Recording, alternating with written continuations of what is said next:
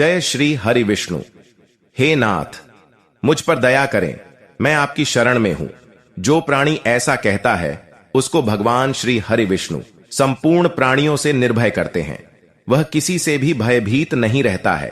आप सभी दर्शकों का हमारे YouTube चैनल पर हार्दिक अभिनंदन और स्वागत है। आपसे अनुरोध है कि चैनल को सब्सक्राइब करें और कमेंट में जय श्री नारायण लिखकर परमात्मा को अपना आभार व्यक्त करें। भगवान श्री वेद व्यास जी द्वारा रचित श्री गरुड़ महापुराण के दिव्य ज्ञान के माध्यम से आज की अपनी प्रस्तुति में हम पुनर्जन्म, आत्मा, परमात्मा और जीवात्मा के बारे में जानकारी देने का प्रयास कर रहे हैं।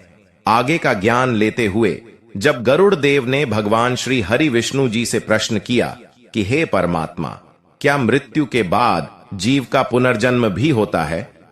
मैंने सुना है कि आत्मा अजर अमर है, आत्मा को कोई छू नहीं सकता, आत्मा को अग्नि जला नहीं सकती, आत्मा को पानी बहा नहीं सकता, आत्मा को वायु उड़ा नहीं सकती, आत्मा को काटा या छेदा नहीं जा सकता, आत्मा अविनाशी है, उसको कोई भी किसी भी प्रकार से कष्ट नहीं पहुंचा सकता। तो फिर जब प्राणी की मृत्यु होती है, उसका शरीर तो जलकर भस्म हो जाता है। फिर स्वर्ग में आनंद और नरक में अत्यधिक कठोर यातना किसे मिलती है? वह कौन है जो यम मार्ग में जाने पर घोर तथा अघोर नरकों में यमदूतों के हाथों से अत्यंत भयंकर पीड़ा एवं कष्ट भोगता है? जब कोई मनुष्य पाप करता है तो उसे पाप का फल भोगना पड़ता है। यदि किसी जानवर से पाप हो जाए तो क्या उसे भी पाप का फल भोगना पड़ता है? कृपा करके यह सब ज्ञान देकर मेरा मार्गदर्शन करने की कृपा कीजिए। तब गरुड़ की जिज्ञासा को शांत करते हुए भगवान श्री हरि विष्णु ने कहा कि हे गरुड़ देव, इस सृष्टि में व्यक्ति को अपने अपने कर्मों के अनुसार स्वर्ग या नरक प्राप्त होता है। फिर जब उसके पाप और पुण्य के अनुसार उसके सुख दुख को भोगने का हिसाब समाप्त हो जाता है, तब फिर से वह इसी मृत्यु लोक अर्थात पृथ्वी में जन्म लेता है। इसी को पुनर्जन्म कहते हैं। इस मृत्यु लोक को कर्म लोक भी कहा जाता है, क्योंकि इसी लोक में प्राणी को वह सब कर्म करने का अधिकार है जिससे उसका प्रारब्ध बनता है। इस धरती को मृत्यु लोक भी कहते हैं, क्योंकि धरती पर ही प्राणी जन्म और मृत्यु की पीड़ा सहते हैं, जबकि अन्य लोकों में प्राणी का न तो जन्म होता है और न ही मृत्यु। अतः मृत्यु केवल इस शरीर की होती है, आत्मा की नहीं, क्योंकि आत्मा का न तो जन्म होता है और न ही मृत्यु होती है। आत्मा को किसी भी स्थान पर या किसी भी काल में सुख और दुख छू भी नहीं सकते हैं। इस प्रकार आत्मा परमात्मा का प्रकाश रूप है और परमात्मा माया के अधीन नहीं रहते, बल्कि माया स्वयं ही परमात्मा के अधीन रहती है। सुख दुख तो माया की रचना है, इसीलिए जब माया परमात्मा को अपने घेरे में नहीं ले सकती तो माया के रचे हुए सुख और दुख परमात्मा के प्रकाश आत्मा को कैसे छू सकते हैं? सुख दुख तो केवल शरीर के भोग है, आत्मा के नहीं।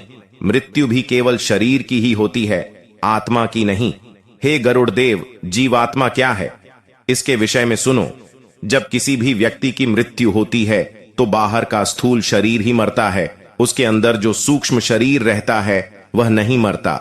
इस सूक्ष्म शरीर में आत्मा रूपी प्रकाश रहता है। वह सूक्ष्म शरीर ही आत्मा के प्रकाश को अपने साथ लेकर मृत्यु लोक से निकलकर दूसरे लोकों को चला जाता है। इस सूक्ष्म शरीर को जीवात्मा कहते हैं। जैसे समुद्र के अंदर जल की एक बूंद समुद्र से अलग नहीं है, बल्कि इस महासागर का एक हिस्सा है, परंतु कोई उस बूंद को बर्तन में भरकर ले जाए तो वह निश्चित ही अलग दिखाई देती है। इसी प्रकार सूक्ष्म शरीर रूपी जीवात्मा उस आत्म ज्योति के प्रकाश को अपने अंदर रखकर अपने साथ ले जाता है। यही जीवात्मा की यात्रा है। जीवात्मा एक शरीर से दूसरे शरीर में, एक योनि से दूसरी योनि में गमन करती रहती है। हे गरुड़ देव, जीव के मुख्यतः दो शरीर होते हैं। पहला है बाहर से दिखने वाला शरीर, जिसे स्थूल शरीर कहते हैं, और दूसरा है सूक्ष्म शरीर, जहां आत्मा निवास करती है। सूक्ष्म शरीर का आकार प्राणी के बाहरी स्थूल शरीर के जैसा ही होता है, परंतु वह अत्यंत सूक्ष्म होता है। यह किसी भी मानवीय चक्षुओं से दिखाई नहीं देता है, क्योंकि वह पंच तत्व अर्थात अग्नि, वायु, जल, पृथ्वी तथा आकाश से विहीन होता है। स्थूल शरीर के अंदर भिन्न भिन्न स्तर पर 5 शरीर होते हैं। पहला जो शरीर है उसे अन्नमय कोश कहते हैं। यह शरीर सभी को दिखाई देता है। दूसरा है प्राणमय कोश। यहां से सूक्ष्म शरीर आरंभ होता है, जिसे कि देखा नहीं जा सकता। यह प्राण शक्ति का केंद्र होता है। तीसरा है मनोमय कोश। यह शरीर प्रमाण कोश से भी अधिक सूक्ष्म होता है। यह मन के विचारों से बना होता है। यह भी अत्यंत छोटा होता है। इसको भी साधारण आंखों से नहीं देखा जा सकता, परंतु जो ज्ञानी सिद्धियां प्राप्त करते हैं वह इसे देख सकते हैं। मनोमय कोश के बाद जो शरीर आता है उसे विज्ञानमय कोश कहते हैं। इसमें प्राणी का सारा ज्ञान समाहित रहता है। पांचवा जो शरीर है उसे आनंदमय कोश कहते हैं। इसी शरीर में आत्मा का निवास रहता है। मृत्यु के पश्चात जीवात्मा मनोमय कोश को धारण करके आगे जाती है। इस सूक्ष्म शरीर में उसके साथ पूर्व जन्म के संस्कार, उसकी भली बुरी वृत्तियां, उसके पाप और पुण्य के अनुसार इस प्रकार उसके साथ जाते हैं, जैसे वायु के साथ फूलों की सुगंध जाती है। मृत्यु के बाद जीवात्मा को ही अपने पाप और पुण्य का फल भोगना पड़ता है।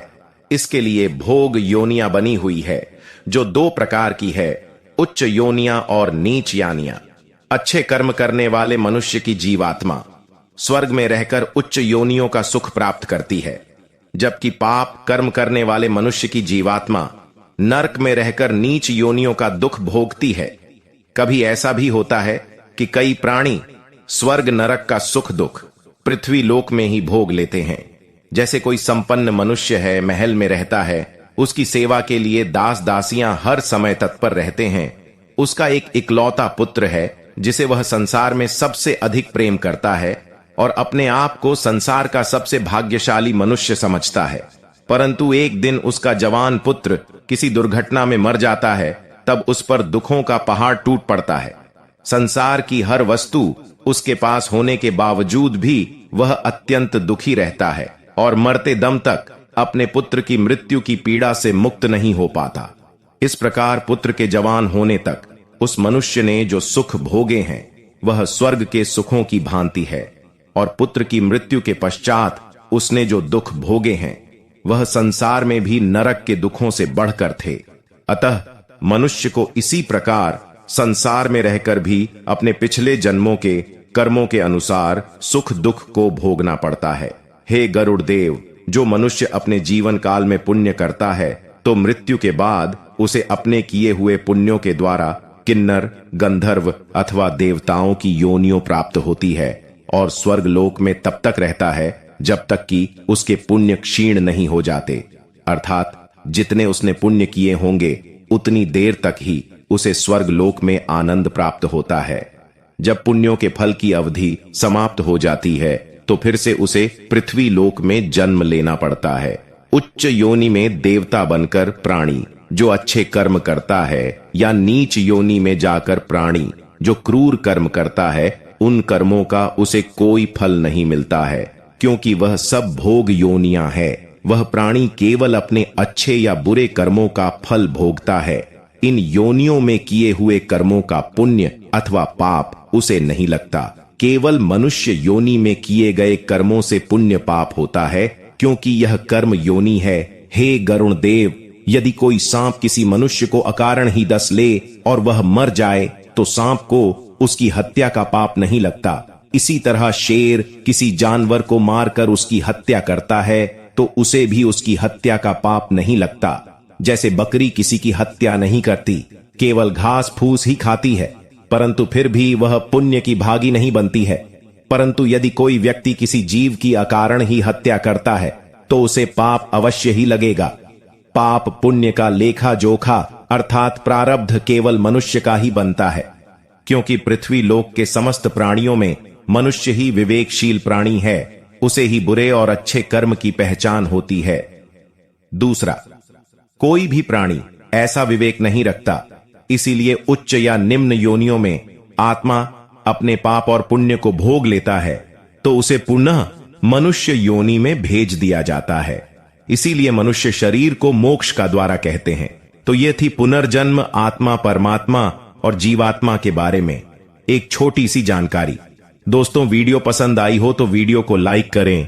ऐसी ही और जानकारी के लिए चैनल को सब्सक्राइब करें और कमेंट में जय श्री नारायण अवश्य लिखें। जय श्री नारायण।